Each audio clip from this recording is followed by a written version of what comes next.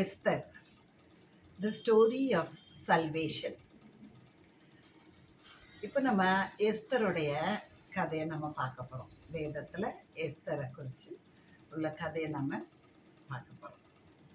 India தேசம் முதல் Ethiopia தேசம் வரைக்கும் உள்ள 127 நாடுகளை அரசாண்ட அகஸ்வேருவின் நாட்களில் சம்பவித்தது. ராஜா சூசான் அரண்மனையில் 7 நாள் விருந்து செய்வித்தார். அதில் திராட்சை ரசம் பரிமாறப்பட்டது. ராஜஸ்திரீ வஸ்தியும் தன் அரண்மனை முற்றத்திலேயே அவளுடைய தோழிகளுக்கு ஒரு விருந்து செய்தார். இப்பொழுது ராஜா அவருடைய தோழர்களுக்கு ஒரு விருந்து செய்கிறார் அகஸ்வேரு. இப்பொழுது வஸ்தி ராஜாத்தியும் தன்னோட தோழிகளுக்கு ஒரு விருந்து செய்து கொண்டு இருக்கிறார். இப்பொழுது திராட்சை ரசத்தில் கழித்து கொண்டிருக்கும் போதே மகாரூபவதியாய் இருந்த வஸ்தியின் சௌந்தரியத்தை காண்பிக்கும்படி அவளை அழைக்க ராஜா கட்டளையிட்டார்.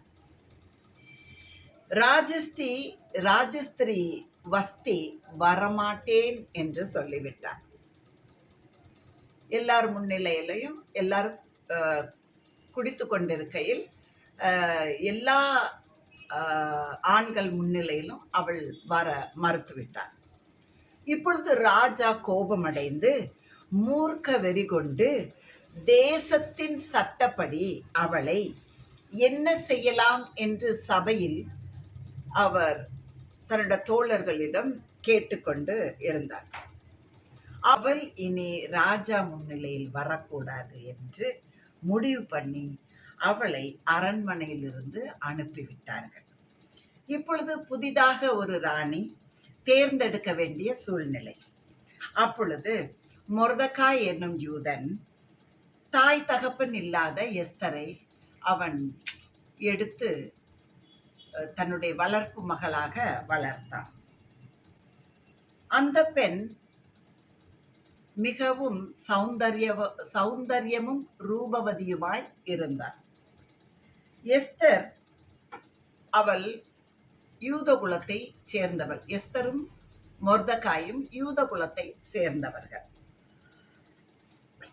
ஆனால் மொர்தெகாய் அதை யாருக்கும் அறிவிக்க வேண்டாம் என்று சொல்லியிருந்தார். எஸ்தருக்கு தன்னை காண்கிற எல்லார் கண்களிலேயும் தயவு கிடைத்தது. ராஜா சகல ஸ்திரீகளை பார்க்கிலும் எஸ்தர் மேல் அன்பு வைத்தான். அவளுக்கு ராஜாவினிடத்தில் அதிக தயவும் பட்சமும் கிடைத்தது. அவள் பட்டத்து இளவரசி ஆனாள்.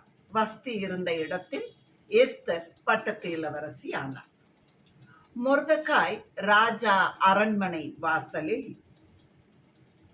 உட்கார்ந்து இருந்தபோது 2 காவலாளிகள் ராஜாவுக்கு எதிராக கை போட நினைத்தனர். இந்த காரியத்தை எஸ்தரிடம் மொர்தெகாய் அறிவித்தான். அவர்கள் இருவரும் தூக்கில் போடப்பட்டார்கள். இது நாளாகம புத்தகத்தில் எழுதப்பட்டது. அரண்மனை வாசலில் உட்கார்ந்து இருந்த காவலாளிகள் ஆமானுக்கு வணக்கம் செலுத்துவது வழக்கம். ஆனால் மொர்தெகாய் ஆமானை பார்த்து வணங்கவும் இல்லை, நமஸ்கரிக்கவும் இல்லை. ஆமான் அரண்மனையில் முக்கிய வேலையாய் இருந்ததால் அவனை அனைவரும் நமஸ்கரிக்க வேண்டும் என்பது ராஜாவின் கட்டளை. ஆனால் மொர்தெகாய் ஆமானை நமஸ்கரிக்கவில்லை. ஆமானுக்கு எப்படியாவது இந்த மொர்தெகாயை பழிவாங்க வேண்டும் என்ற எண்ணம். அவன் மொத்த யூதர்களையும் பழிவாங்க நினைத்தான்.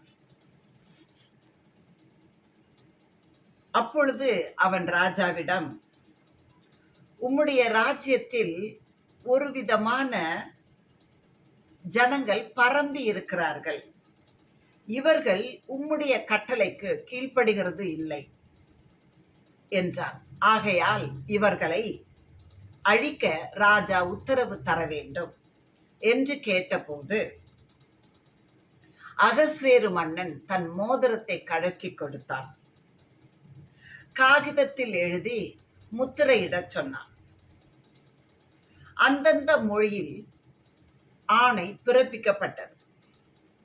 மொர்தெகாய் தன் வஸ்திரத்தை கிழித்து கொண்டு இரட்டு உடுத்தி சாம்பலை போட்டுக்கொண்டு எஸ்தரிடம் நடந்ததை சொல்லி அனுப்பினான்.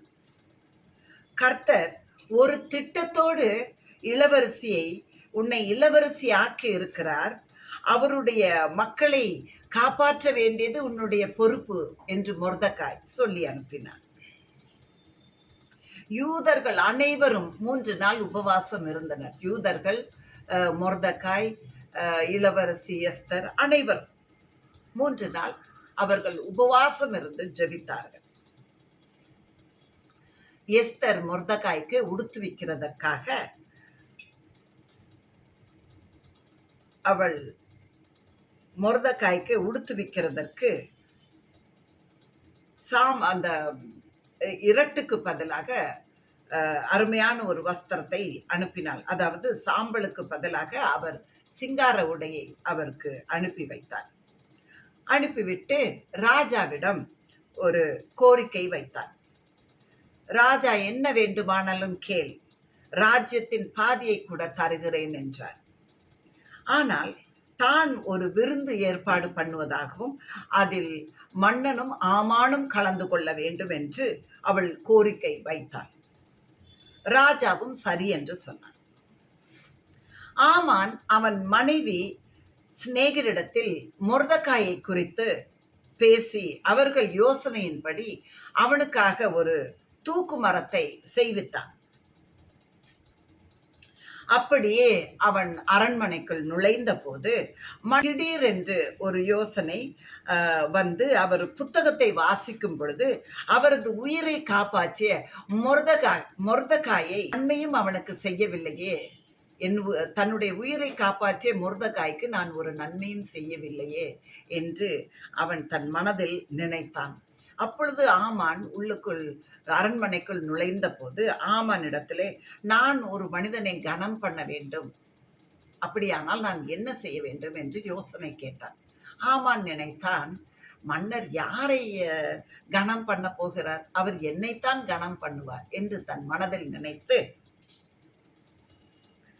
ராஜா உடுத்துகிற உடையை அவனுக்கு உடுத்தி ராஜா ஏறுகிற குதிரையில் அவனை ஏற்றி அவர் சிரசில் ராஜமுடி வைத்து அவனை நகர வீதியில் உலா கொண்டு வர வேண்டும் என்று அவன் யோசனையை சொன்னான்.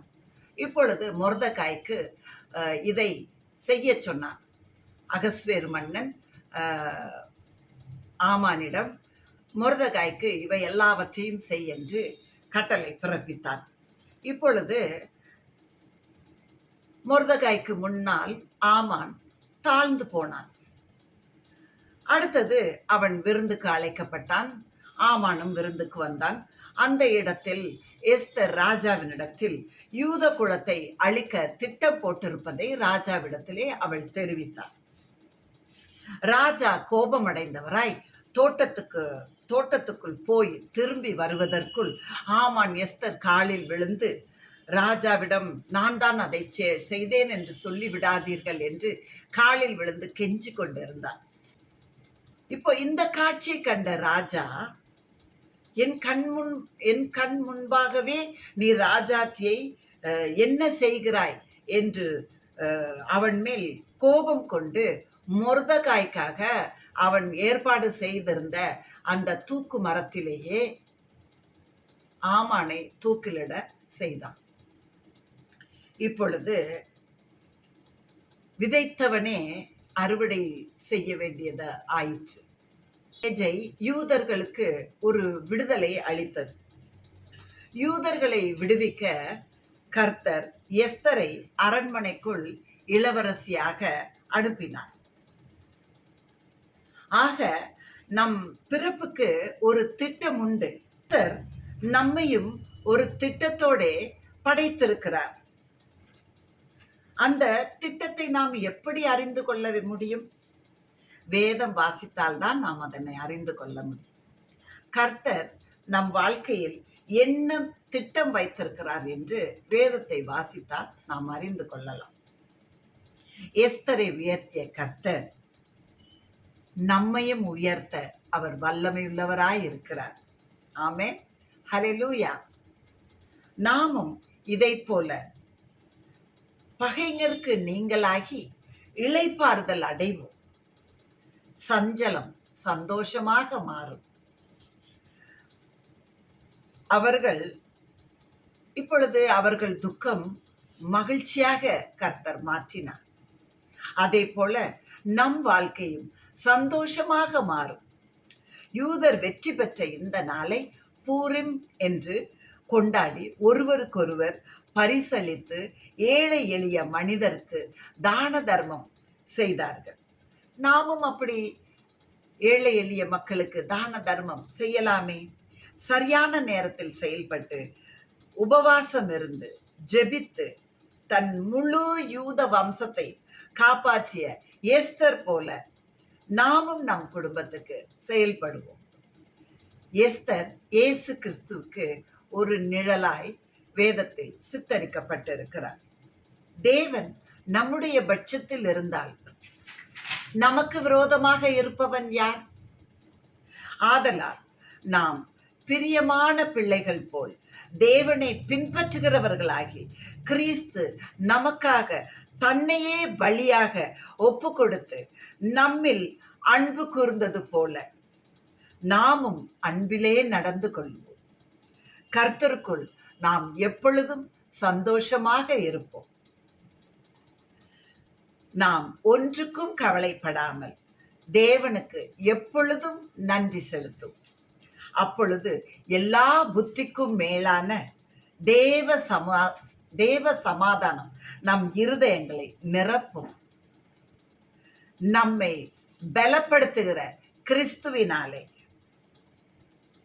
எல்லாவற்றையும் செய்ய நமக்கு பலன் உண்டு. ஒவ்வொரு குடும்பத்திலும் ஒரு எஸ்தர் இருந்தால் நம் குடும்பம் மகிழ்ச்சியாக இருக்கும். ஆமென், ஹல்லேலூயா. மீண்டும் அடுத்த வீடியோவில் சந்திப்போம். லைக் பண்ணுங்க, ஷேர் பண்ணுங்க, சப்ஸ்கிரைப் பண்ணுங்க.